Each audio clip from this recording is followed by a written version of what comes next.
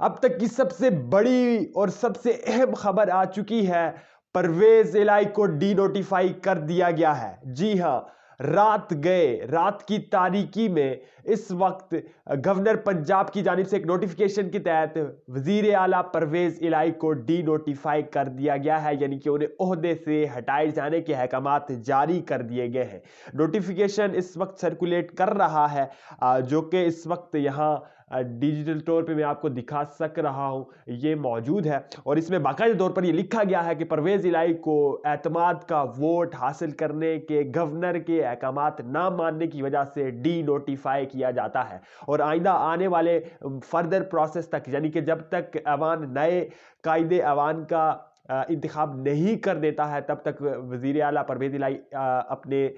जो चार्ज है वो उस पर बरकरार रहेंगे, लेकिन उन्हें डी नोटिफाई किया जाता है। ठीक उस वक्त ये नोटिफिकेशन सामने आया है जब पूरी तरह से ये उम्मीद तकरीबन खत्म हो चुकी थी कि अब हुकूमत, पीडीएम की हुकूमत, पीडीएम के अलाइज या परवेज बाजी के साथ शहबाज शरीफ किसी इस किस्म के इकदाम की तरफ जा सकते हैं। गुज़िश्ता कल शहबाज शरीफ ने इवन के खुद गवर्नर पंजाब बलीगर रहमान के साथ राब्ता करके उन्हें रोका था कि आप डी नोटिफाई की तरफ ना जाएं, मामलात को उस तरफ ना धकेलें जिस तरफ खाई है। लेकिन फिर हमें देखने को मिला कि अभी रात गए तकरीबन रात की तारीकी में कुछ 12:52 के करीब यह खबर आई कि वजीर आला पंजाब को डी नोटिफाई किया जाता है। एक तरफ कल पूरा दिन ये खेला गया कि एक पहले वक्त दिया गया, फिर एक और वक्त दिया गया, फिर इसी तरह से वार्निंग्स दी जाती रही तहरीक इंसाफ को, परवेज इलाही को, राना सनाउल्लाह की तरफ से। लेकिन फिर हमें देखने को मिला कि वजीर आज़म ने खुद जाकर न सिर्फ गवर्नर से रब्ता किया बल्कि पूरी तरह से इस बात का ऐलान भी कर दिया कि अब डी नोटिफिकेशन की तरफ नहीं जाया जाएगा और जो पंजाब असेंबली की फंदर का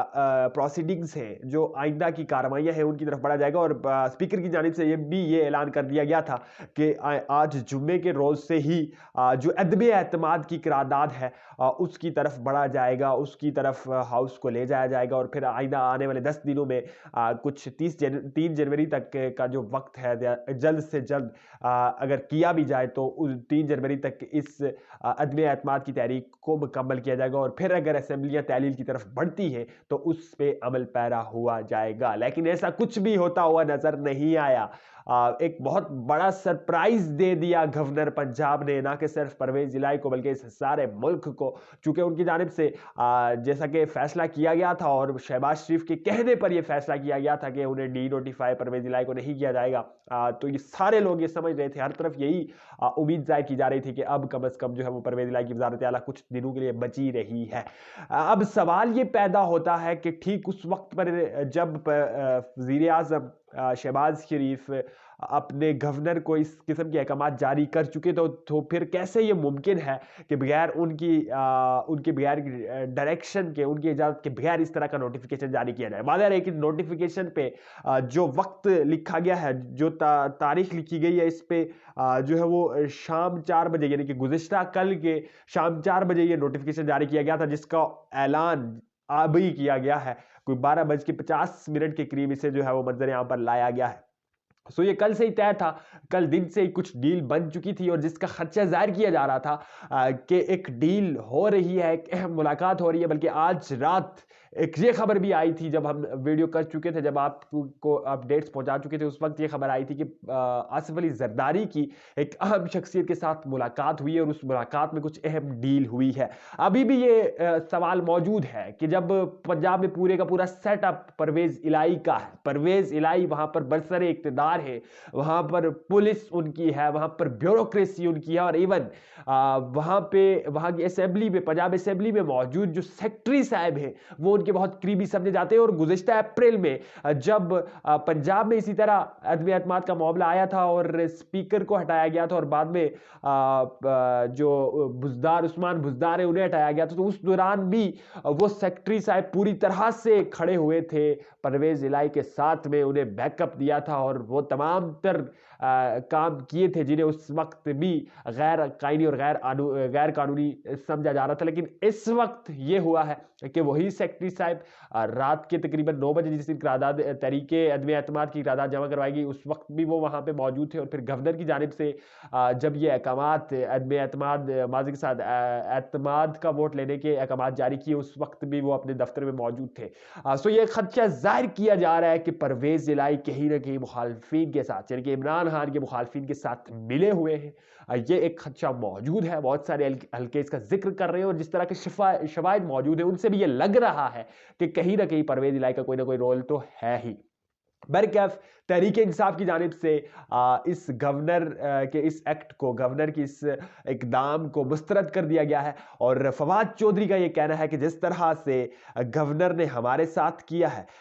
वो अगर मैं हूबहू उनका ट्वीट पढ़ता चलूँ तो कह रहे हैं कि अगर ये उसूल मान लिया जाए कि गवर्नर अपनी मर्जी से वजीर आला को घर भेज सकता है तो फिर सदर अपनी मर्जी से वजीर आजम को भी घर भेज सकेगा। रात के अंधेरे में 58B2 की जिंदा करने की कोशिश नाकाम होगी। सो फवाद चौधरी की जानिब से यह ऐलान कर दिया गया है और तहरीक इंसाफ का मौक़िफ़ सामने आ चुका है कि वो पहले नंबर पे तो इसे मुस्तरद करती है, इस एक्टिविटी को, इस इक़दाम को ना सिर्फ मुस्तरद करती है बल्कि सदर पाकिस्तान को भी वो ख़त जो गुज़िश्ता शब को, गुज़िश्ता कल को